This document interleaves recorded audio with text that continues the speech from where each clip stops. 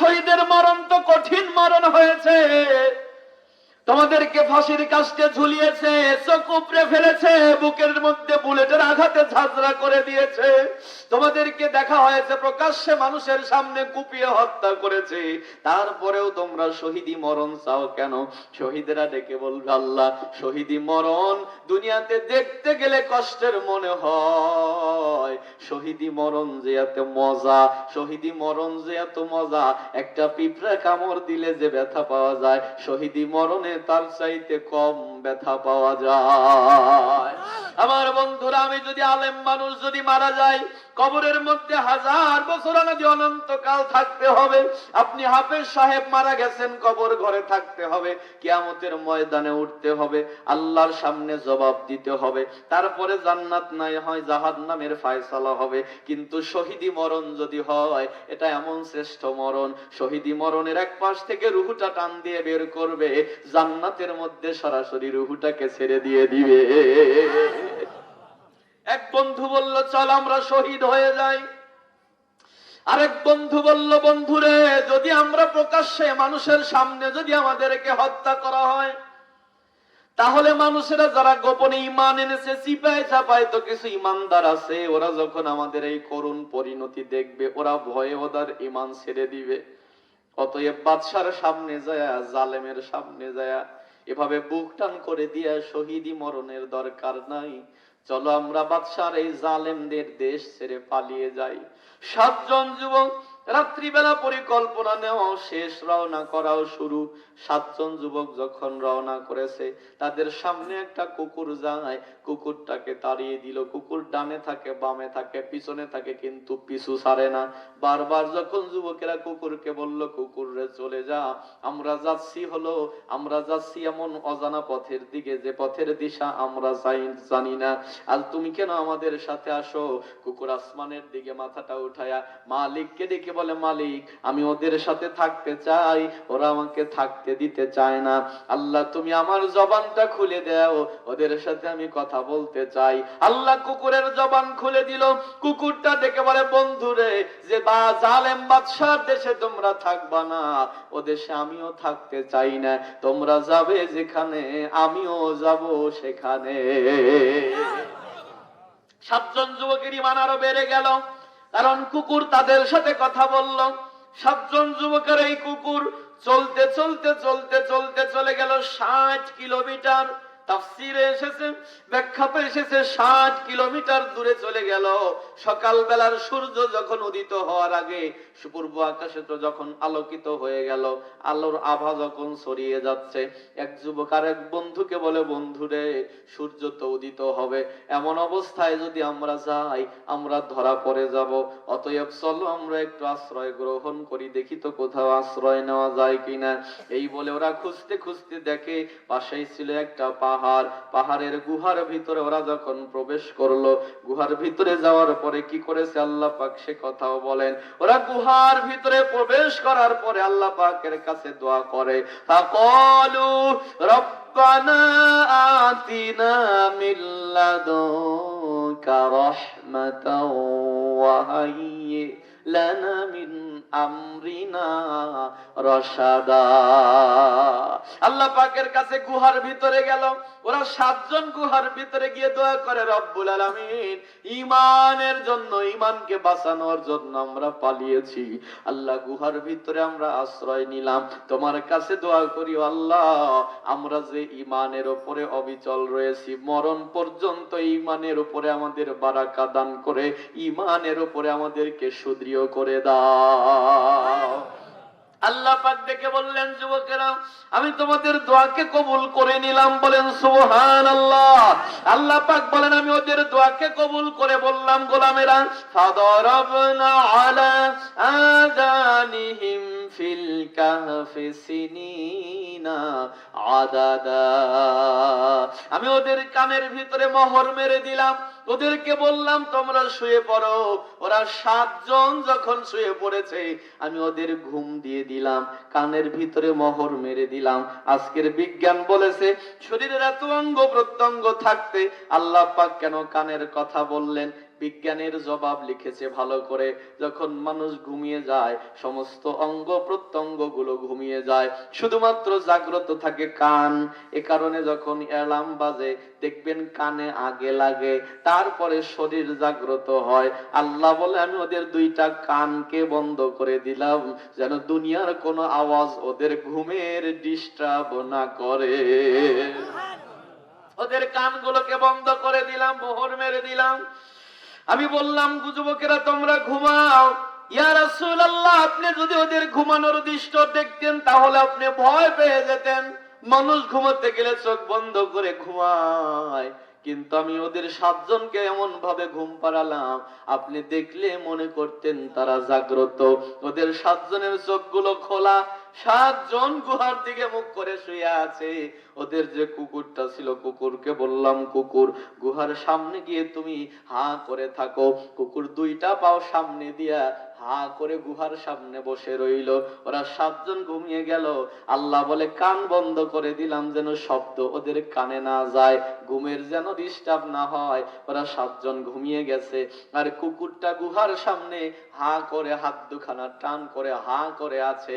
এবার এমন অবস্থায় ওরা ঘুমিয়ে গেল। সকাল যখন হয়ে গেল, বাদশাহ নামদার ওই 7 জন যুবকের বাবা মাকে ধরে আনলো, ডেকে বলল, সন্তানদের খোঁজ দাও নইলে তোমাদেরকে ফাঁসি দেব। ওরা বলল, বাদশাহ রে, আমাদের সন্তানদেরকে তো আমরা মানাতে পারিনি, আমাদের সন্তানেরা তো চলে গেছে, আমাদের টাকা পয়সা পর্যন্ত নিয়ে গেছে। ওগো বাদশাহ, আমরা তো আপনার উপরে ঈমান এনেছি, আমাদেরকে কেন মারবেন? বাদশাহ বলল, চিরুনি অভিযান চালাও, দেখো তো এই 7 জনকে কোথাও খুঁজে পাওয়া যায় কিনা। সমস্ত দেশের মধ্যে চিরুনি অভিযান চালানো হলো। মাত্র শহর থেকে, রাজধানী থেকে 60 কিলোমিটার দূরে গেছে, বেশি দূর তো আর একটা রাইতে হেঁটে যেতে পারে নাই। গুহার সামনে সেনাবাহিনীরা গিয়ে দেখে আসলে এই 7 জন শুয়ে আছে, 7 জনই বাহিরের দিকে তাকায় আছে, আর কুকুরটা গুহার মুখে হা করে আছে রাগান্বিত মেজাজ নিয়ে, মানে খেপা কুত্তা হয়ে। এরা দৌড়ে এসে বাদশাকে খবর দিল, বাদশাহ নামদার তাড়াতাড়ি চলেন, খবর পাওয়া গেছে 7 জন যুবকের। বাদশাহ নামদার গুহার কাছে যায়, দেখে 7 জন যুবক এই গুহার মুখের দিকে তাকায় আছে, শুয়ে আছে, আর কুকুরটা হা করে আছে। বাদশাহ নামদার যখন ওদের দিকে তাকাইছে, আল্লাহ বলে আমি ওর অন্তরের ভিতরে ভয় ঢুকায়া দিলাম। ভয় দেয় কে? আল্লাহর রাসূল বলেন, তোমরা যখন দেখবে তোমাদের সংখ্যা কম, আল্লাহু আকবার বলে তাকবীর দিবা, ওই কাফের মুশরিকদের অন্তরের ভিতরে আমার আল্লাহ ভয় ঢুকায়া দিবে।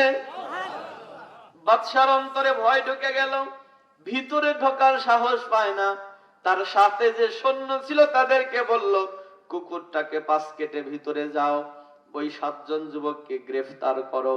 ওরা কাছে যায়, গুহার মুখের কাছে যায়, কিন্তু যাওয়ার সাহস পায় না, কারণ চিন্তা করতেছে কুকুর এখানে হা করে আছে, না হয় সাইড দিয়ে ভিতরে গেলাম, যাওয়ার পরে যদি দেখি যে একটা বাঘ আবার হা করে আছে, তাহলে সামনেও যেতে পারবো না, পিছনেও আসতে পারবো না।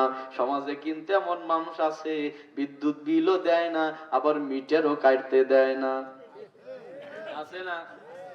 আইসা চাষি কইছে, চাষি বিদ্যুৎ বিল দেন না, মিটার কাটতে আসছি। চাষি মাছ দাউলিয়া পিছনে খারাপ গেল, তুই মিটার কাটবি, আমি তোর কল্লা কাটবো। লোকটা ভয়ে দিছে যাইয়া দূর, এই মহিলা তো পিছনে পিছনে দাউনিয়া দৌড়াইছে। ওই লোকটা ভয়ে খেজুর গাছে উঠছে, ও দাউনিয়া এই খেজুর গাছের নিচে যা কইতেছে, গাছে উঠতে ভয় না দিয়ে তুই বাইসে গেলি, তবে তুই গাছে থাকবি যতক্ষণ, আমি এই গোড়ায় দাঁড়ায়া থাকবো ততক্ষণ, তাই তুই নামস তখন। ওই লোকটা চিন্তায় পড়ে গেছে, 999 কল দিয়ে তাড়াতাড়ি বাঁচা দরকার, তাই না? কারণ উপরে উঠা যাইতেছে না, নিচেও নামাজ শিখতেছে না। সৈন্যরা দেখলো যদি ভিতরে যা বিপদে পড়ে যায়, বাদশাকে বলল, বাদশা প্রয়োজনে চাকরি যাবে, তাও গুহার ভিতরে যাব না, আপনি যান। বাদশা নামদার বলল, যাবি না? বলে না, প্রয়োজনে চাকরি যাবে, তাও গুহার ভিতরে আমরা যাব না। বাদশা নামদার বলল, আচ্ছা ঠিক আছে, তোমাদেরও যাওয়া লাগবে না, ওদের মারতে পারলাম না হাতে, ওদের মারবো ভাতে। আমাদের গ্রাম্য ভাষা এটা, মারতে পারলাম না হাতে, মারবো ওদের ভাতে। কি করবেন? বলে গুহার মুখটা বন্ধ করে দাও, প্রাচীর দিয়ে গুহার মুখটা বন্ধ করে দাও, যেন ওরা 7 জন ভিতরে জীবন্ত কবর হয়ে যায়।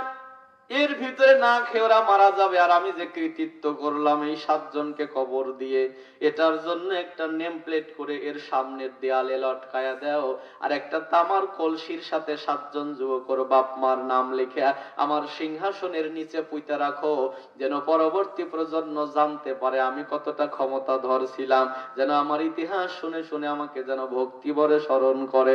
আসলে পরবর্তী প্রজন্ম ইতিহাস শুনে শুনে ভক্তি ভরে স্মরণ করে না, বরং ঘৃণা ভরে স্মরণ করে।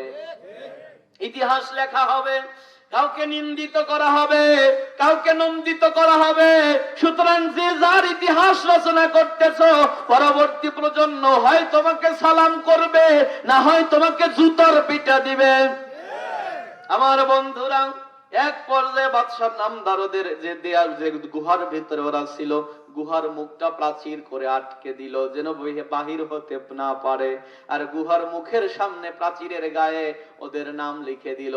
7 জন যুবকের নাম লিখে কলসির সাথে তামার প্লেটের সাথে লিখে এটা তার সিংহাসনের নিচে পুঁতে রাখলো।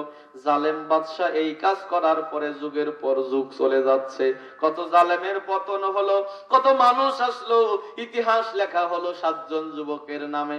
দেখা গেল বছরের পর বছর চলে যায়, যুগের পর যুগ চলে যায়, এরকম যেতে যেতে যেতে যেতে ওদের এই লম্বা সময় আল্লাহ ঘুমের মধ্যে কাটায়া দিতেছে। আল্লাহ পাক বলেন, হে রাসূল, ওরা যে এই লম্বা সময় ঘুমে কাটাইতেছে, যদি ওরা এক কাত হয়ে ঘুমায়া থাকে, ওদের প্যারালাইজড হয়ে যেতে পারে, রক্ত চলাচল বন্ধ হতে পারে।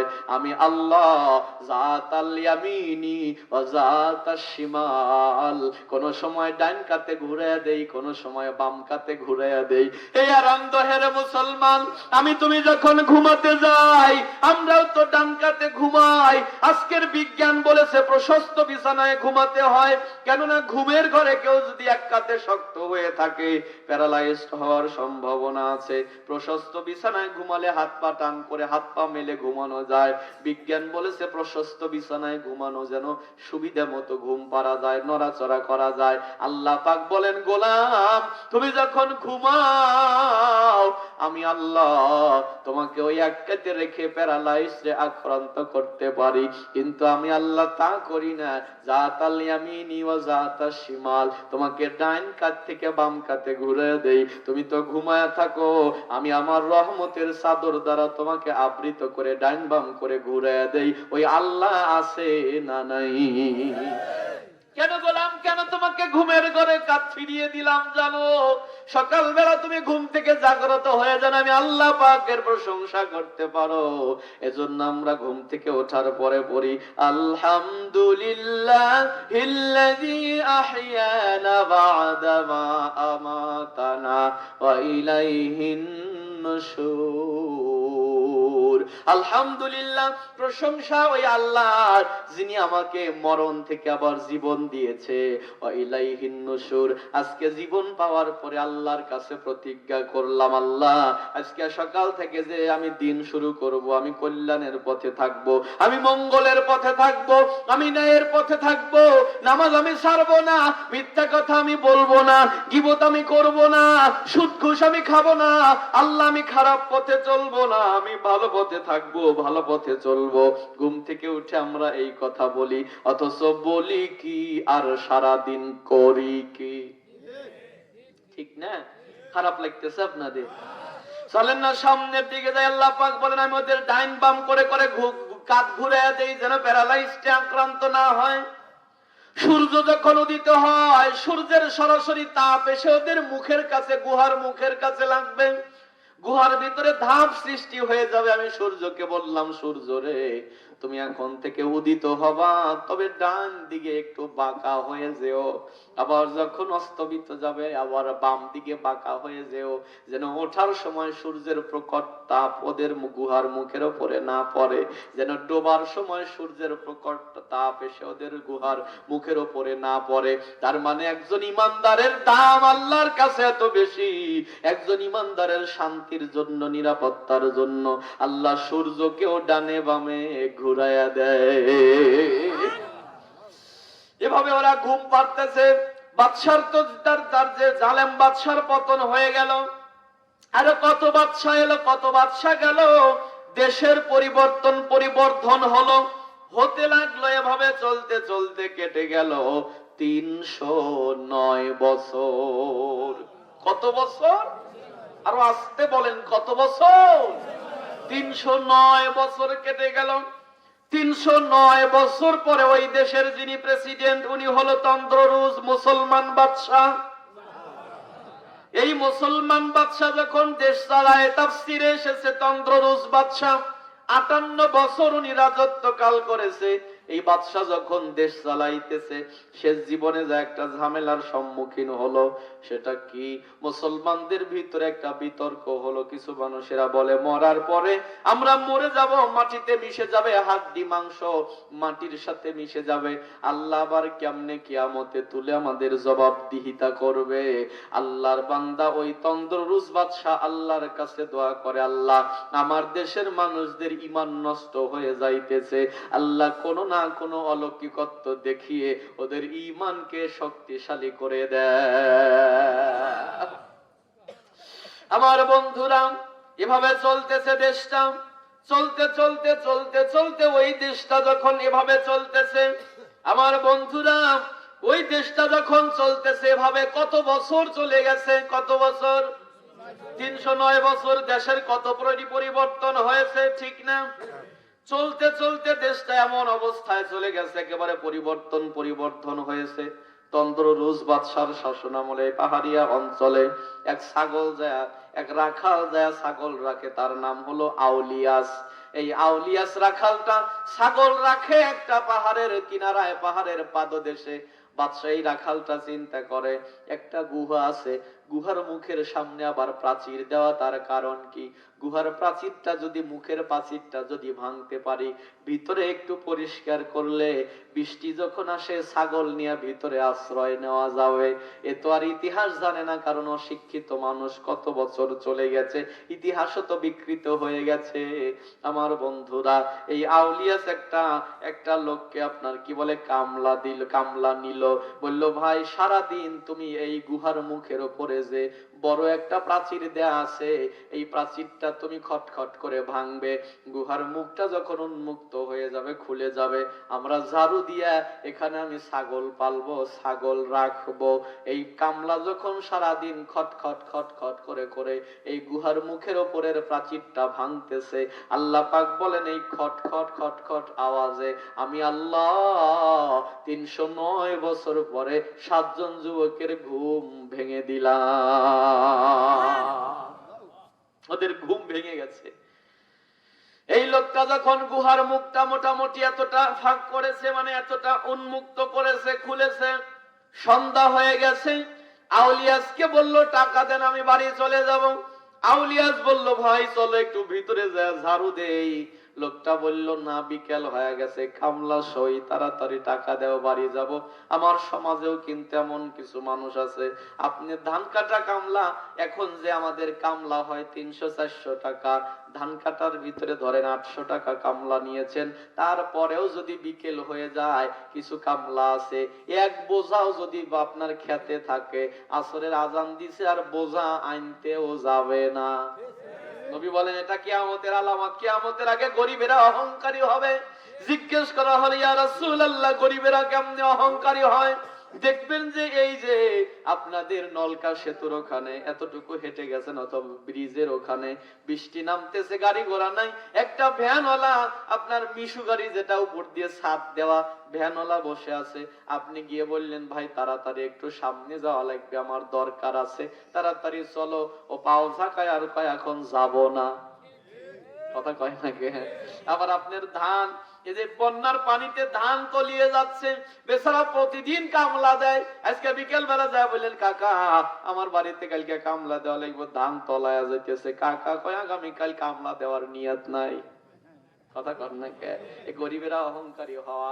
আবার ফকির মিসকিনও বর্তমানে অহংকারী হয়ে যায়। আপনার ঘরের দুয়ারে এসে সওয়াল করেছে, আপনি দিতে একটু দেরি করেছেন, অথবা 1 মিনিট পরে যা বললেন যে আল্লাহর রাস্তে মাফ চাই, অন্য একদিন এসো, দেখবেন ভেটকি একটা দিবে। 10 বারই করা লাগে না, আগে করা যায় নাই, ঠিক না? এই যে গরিবেরা কিয়ামতের আগে অহংকারী হবে, এটা নবীর হাদিসে আছে। আমার বন্ধুরা ওই লোকটা আউলিয়াসকে বললো, এই যে বিকেল হয়ে গেছে, কামলা সই তোর ঝাড়ু দিতে পারবো না, তুই দে। লোকটা যখন চলে গেল, আউলিয়াস চিন্তা করলে একা একা অন্ধকার গুহার ভিতরে ঝাড়ু দিতে গেলে আমার ভয় লাগে, উনিও না দিয়ে বিকেল বেলা চলে গেল, কিন্তু গুহার মুখ তো খোলা হয়ে গেছে। সকালবেলা যখন সূর্য উদিত হয়েছে, সূর্যের আলোক রশ্মি যখন গুহার ভিতরে প্রবেশ করলো, আল্লাহ পাক বলেন আমি ওদের ঘুম ভেঙে দিলাম। ওরা ঘুম থেকে জাগ্রত হয়ে ওদের চোখটা ডলতেছে। হাদিসের ভিতরে এসেছে, নবীজি বলেন দুইটা ব্যাখ্যা, তাফসিরের ভিতরে দুই রকম ব্যাখ্যা এসেছে। কোন তাফসির এসেছে ওরা উঠে দেখে ওদের মাথার চুলগুলো গজিয়ে একেবারে মাজা পর্যন্ত এসে গেছে, এই না এটাকে কি বলি, মোষ গুলো এরকম নাভি পর্যন্ত এসে গেছে, হাতের এরকম নখগুলো 5 হাত পর্যন্ত লম্বা হয়েছে। আবার কোন কোন তাফসীর এসেছে তাদের শরীরের কোনো পরিবর্তন হয় নাই। ওরা ঘুম থেকে জাগ্রত হয়ে দেখে আমূল পরিবর্তন। এই অবস্থা কেন? একজন আর একজনকে বলে, বন্ধুরে আমরা কতদিন ঘুমিয়েছিলাম? আর একজন জবাব দেয়, একদিন অথবা একদিনের কিছু অংশ কম। আসলে কতদিন ঘুমাইছে? বলছে কয় বছর, কয়দিন ঘুমাইছি? বলে একদিন অথবা এক বেলা। আরেকজন বলতেছে না, হয়তো এক বেলার একটু বেশি। আর ওদের ভিতর থেকে যিনি বয়স্ক ছিল, যুবকদের ভিতরে যে বয়সে বড়, ও বলল, শোনো, কতদিন আমরা ঘুমিয়েছিলাম এটা নিয়ে বিতর্ক করব না, আমরা কতদিন ঘুমিয়েছিলাম এটা জানে আমাদের আল্লাহ। আল্লাহই জানে ভালো কতদিন ঘুমাইছিলাম। এই তুমি এক কাজ করো, বাইরে যাও তো, তুমি যাই আমাদের জন্য তামলিখা, তুমি বাইরে যাও, যায় আমাদের জন্য কয়েকটা রুটি কিনে আনো, আমাদের এই 7 জনের জন্য 8টা রুটি আনবে। তাফসীরে এসেছে 8টা রুটি কেন? বলে 7 জন ওরা, একটা কুকুর। বলে রাসূল বলেছেন, যদি তোমার বাড়িতে গৃহস্থলী অথবা গৃহপালিত কোনো পশুকে পালো, সময় মতো যদি খাবার দিতে না পারো, সেটাকে পালিও না, লালন পালন করিও না, সেটাকে তুমি বাড়িতে রাখিও না। আপনি ছাগল পালেন, ছাগল ক্ষুধায় মেয়া মেয়া করে, তারপরে খেতে দেন। গরু পালেন, ঠিক মতো খাবার দেন না। বিড়াল আপনার বাড়িতে আছে, আপনি খায়া ওঠেন, বিড়ালের কথা মনে নাই। নবীজি বলেন, এগুলো তাহলে তুমি লালন পালন করিও না, বাড়ি থেকে তাড়িয়ে দাও, কেননা পশু পাখিরও হক আছে। তুমি যখন খাবে তাকেও খাবারের তাগিদটা দিবা। তোমার গরুটাও যেন খাবারে কষ্ট না পায়, তোমার বাড়ির বিড়ালটাও যেন খাবারে কষ্ট না পায়। এটা হলো আমার ইসলাম। সুবহানাল্লাহ। বললে 7 জন যুবকের জন্য 8টা রুটি আনো, তবে যাও বাজারে যা পবিত্র খাবার আইনো। সুবহানাল্লাহ। ওরা এই 309 বছর পরে ক্ষুধায় তো পেট হা হা করতেছে। 309 বছর পরে ওরা ঘুম থেকে জাগ্রত হয়েছে, এত ক্ষুধার্ত অবস্থা, তারপরেও কয় যাও পবিত্র খাবার আনো, পবিত্র খাবার নিয়ে এসো।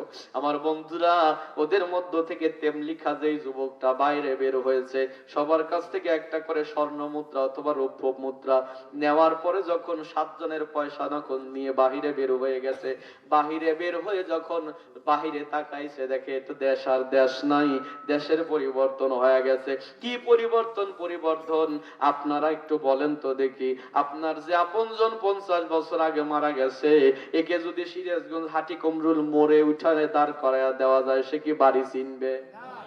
আমি তো মাঝে মাঝে আলিয়া যাই। আর একদিন গিয়েছিলাম আপনি ওই জয়পুরহাট, ওই যে পাশিরা বলে একেবারে হিলি বর্ডারের অঞ্চল, মাহফিল করে ফিরতেছি, গাড়িতে একটু ঘুমিয়েছিলাম। এখানে আসার পরে আমি রোড মানে আইলিয়া গেছে আমার, আমি নামার পরে বলি, ভাই আমি তো যাবো শাহজাদপুর, শাহজাদপুরের রোড কোন দিকে? এটা কিন্তু হয়ে গেছে মানে এলোমেলো হয়ে যায়। তাহলে মাত্র কয়েক বছরের ব্যবধানে আমার মুরব্বীরাও আসে এখানে রাস্তা খুঁজে পাবে না। আর 309 বছর আগে যে ব্যক্তি ঘুমিয়েছিল, ও উঠে তো বাজারের রাস্তাও খুঁজে পায় না। লোকজনদেরকে জিজ্ঞেস করলো, ভাই বাজার কোন দিকে? বলে এই দিকে। হাঁটি হাঁটি পা পা করে তামলিখা গেল বাজারের ভিতরে, গিয়ে দেখে দুপুর বেলা বাজার সব দোকান খোলা নাই, কয়েকটা দোকান খোলা আছে। একটা দোকানে যা পয়সাগুলো দিয়া বলতেছে, ভাই আমাকে 7টা 8টা রুটি দাও। দোকানদার চেহারার দিকে তাকায়, ঝাইরিয়া দৌড়। কথা বোঝেন নাই? খারাপ লাগতেছে। দোকানদার দৌড়াইছে, এই ব্যক্তি অবাক হয়ে বলে, কি ব্যাপার, দৌড়ায় কেন? পয়সা নিয়ে পরের দোকানে যা বলে, ভাই একটু দেখো তো, আর আমাকে কয়েকটা রুটি দাও। ও দেখার পরে দৌড় মারছে, বুঝতে পারে না। পরের দোকানে গেছে, দোকানদার কয়, দেখে তো স্বর্ণের টাকা, স্বর্ণের পয়সা, স্বর্ণের কয়েন অথবা রৌপ্যের কয়েন, 2টা বর্ণনা এসেছে। এই কয়েনটা হাতে নিয়ে দোকানদার বলতেছে, তুমি কি গুপ্তধন পাইছাও নাকি? কোথায় পাইছাও কও, যদি আমারে ভাগ না দেও পুলিশে দিয়ে দেব। এই যুবক কইতেছে, পাগল কয় কি রে, গুপ্তধন কোথায় পাবো আবার? হ্যাঁ, আগে রাইতে আমার আব্বার পকেট থেকে নিয়ে গেছি, এই কয় গুপ্তধন। ভাই ইয়ার কি মস্কারি যাই করেন, আপনি রুটি দেন তো, কালকে আব্বার পকেট থেকে নিয়ে রাইতে বলাছি আর আমি গুপ্তধন হয়ে গেছে। ওই লোকটা বলতেছে বলো কি এটা কি কোন জামানার পয়সা, কোন জামানার টাকা চিনতে পারে না। একজন দুইজন করতে করতে শত লোকের ভিড় জমে গেল। ওই দেশের ওই যে রাজধানী শহরের যে পালোয়ান ছিল, রাজধানী শহরের কর্তা যারা ছিল তাদেরকে ডেকে আনা হলো। তারা আসার পরে যুবককে ধরে ফেললো, ধরে বলল যুবক পেলে কোথায়? যুবক বলে আব্বার পকেট থেকে গতকাল রাত্রে নিয়ে বের হয়েছি। ওরা যুবকদেরকে আটক করে যখন বাদশার কাছে নিয়ে যাচ্ছে, এই যুবকটাকে এই তামলিকা বাদশার দিকে যায় আর বারবার কালেমা পড়তে থাকে, কারণ মনে করেছে জালেম বাদশা আমাকে ধরেছে, হয়তোবা ঈমান নিবে অথবা হত্যা করে ফেলবে। বারবার কালেমা পড়া দেখে একটা পুলিশ গায়ের ভিতরে হাত দিয়ে বলে বন্ধুরে তুমি কালেমা পড়ো কেন, এটা কি ভয়ে পড়তেছো? বলে হ্যাঁ। গায়ের ভিতরে হাত দিয়ে বলে বন্ধুরে ভয়ে কালেমা পড়িও না, তুমিও যে কালেমাওয়ালা, তোমার বাদশাও ওই কালেমাওয়ালা। এক কালেমাওয়ালা কখনো আরেক কালেমাওয়ালাকে হত্যা করতে পারে না। এটা হলো আমার ধর্মের শিক্ষা, এটা হলো আমার ইসলামের শিক্ষা। এক কালেমাওয়ালা কখনো আরেক কালেমাওয়ালার গায়ে আঘাত করতে পারে না। নবীজি বলেন তোমার হাত আর জবান থেকে যদি অপর কালেমাওয়ালা নিরাপদ না থাকে তাহলে তুমি মুসলমান নয়। আর তুমি যদি অন্যের যে সম্পদ তোমার না, তুমি যদি সেটা ভোগ দখল করে খাও, ওই মুহূর্তে তুমি আমার উম্মত থেকে খারিজ হয়ে গেলে। শুধু খারিজ হও নাই, তুমি তোমার একটা স্থান জাহান্নাম বানিয়ে নিলে। বুঝতেছেন কথা? বাদশার কাছে যখন নিয়ে যাওয়া হলো, সংক্ষেপ করে বলি আর আলোচনা সামনে আছে। বাদশার কাছে যখন নিয়ে যাওয়া হলো, তামলিকা বারবার কালেমা পড়ে বাদশা নামদার কাছে ডেকে বললেন যুবক নাম কি তোমার? বলে তামলিকা। বাপের নাম কি চেনে না, মার নাম কি চেনে না। তামলিকা বাদশার দিকে তাকায় বলে বাদশা আমার আব্বা তো অমুক প্রভাবশালী, আমার দাদার নাম অমুক, নানার নাম অমুক, কিন্তু চিনতে পারে না।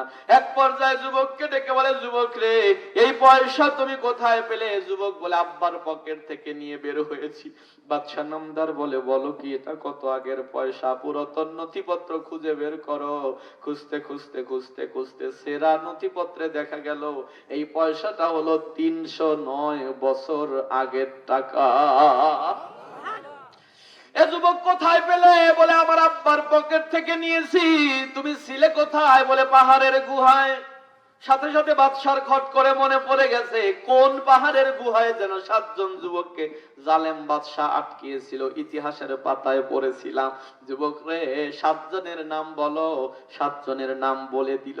বাদশা বলে আমার সিংহাসনের নিচে তোমরা গর্ত করো, সেখান থেকে নেম প্লেটটা বের করো। বের করার পরে 7 জন যুবক আর বাপ মার নামের সাথে যখন মিল পড়ে গেল, বাদশা নামদার ডেকে বলে আমার দেশের মানুষেরা তোমরা না বলেছিলে মানুষ মারা গেলে হাড্ডি মাংস মাটিতে মুছে যায়, এটা আল্লাহ আবার কেমনে জাগ্রত করে হিসাব নিবে রে? তাকায়া দেখো 309 বছর আগে যে মানুষদেরকে কবরস্থ করা হয়েছে, 309 বছর আগের মানুষ তোমাদের সামনে দাঁড়ানো। বাদশাহ এই কথা বলে আল্লাহু আকবার বলে সেজদার মধ্যে চলে গেছে। সারা দেশের সব মানুষেরা সেজদার মধ্যে চলে যায়।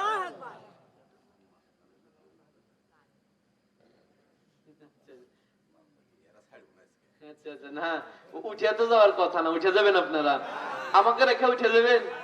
এই এরান্দ এলাকা জুই আমি 2-3টা দাওয়াত দিয়েছিলাম, আমার সম্ভবত একটা দাওয়াতে আসতেও পারি, আর তাও শিওর নাই, মানে একটা দাওয়াত নাই আছে নেওয়া। হ্যাঁ, তো আর আমার আসার সুযোগ নাই। সারা ডিসেম্বর পুরো বুক, আপনি চাইলে আর আমাকে দাওয়াত করে আনতে পারবেন না। মানে আমি রাস্তায় এতটুকু আসতে 6-7টা ফোন এসছে, হুজুর ডিসেম্বর একটা ডেট দেন। বললাম না ডিসেম্বর কোনো ডেটই নাই, মানে কয়েকদিন আগেই বুক হয়ে গেছে, তাও অনেকদিন আগে বুক হয়ে গেছে। আপনি চাইলেও তো আর আমার দেখা পাচ্ছেন না, তাই না? তারপরও আল্লাহ যদি রিজিকে রাখে সেটা ভিন্ন কথা। যেরকম 21 তারিখে মাহফিল ছিল এর আনন্দ শ্রমিক কল্যাণ ফেডারেশনের মাহফিল ছিল 21 তারিখে, হঠাৎ করে মাহফিলটা ক্যান্সেল হয়ে গেল। আমার দৌলতপুর বেলকুচিতে, আচ্ছা আচ্ছা বেলকুচি থেকে আমাকে ফোন দিল যে একটা ডেট দেন নভেম্বর। আমি বললাম ডেট তো নাই ভাই, আগেই বুক হয়ে গেছে। তো হুট করে এই মাহফিলটা ক্যান্সেল হওয়ার পরে আমি আর আবার বেলকুচি কোন জায়গায় নারামুড়ি থেকে দৌলতপুর থেকে ফোন দিল। তো বললাম ভাই মনে হয় আপনাদের রেজেকে আছে, 21 তারিখ ফাঁকা হয়েছে। এই গতকাল 21 তারিখ ওই বেলকুচিতে মাহফিল করছি। বেলকুচির মানুষজন কয় কে আপনি? বলে বেলকুচির দাওয়াতই নেন নাই, এখন দেখা হইলো। বললাম এর নাম হলো রেজেক। আল্লাহ যার রিজিক কোথায় রাখছে, আবার হয় হতে পারে কোন মাহফিল কোথায় ক্যান্সেল হয়ে যাবে, আবার এরান তো আশাও লাগতে পারে, তাই না? এটা হলো রিজিকের ফয়সালা। তথাপি আমার জানা মতে আসার সুযোগ কমই, মানে যদিও কথা দিয়েছি সারা দেশব্যাপী, এজন্য আর বিরক্ত করতে আসবো না, আজকেই এসেছি, হয়তোবা আপনারা দয়া করে উঠে তো যাবে।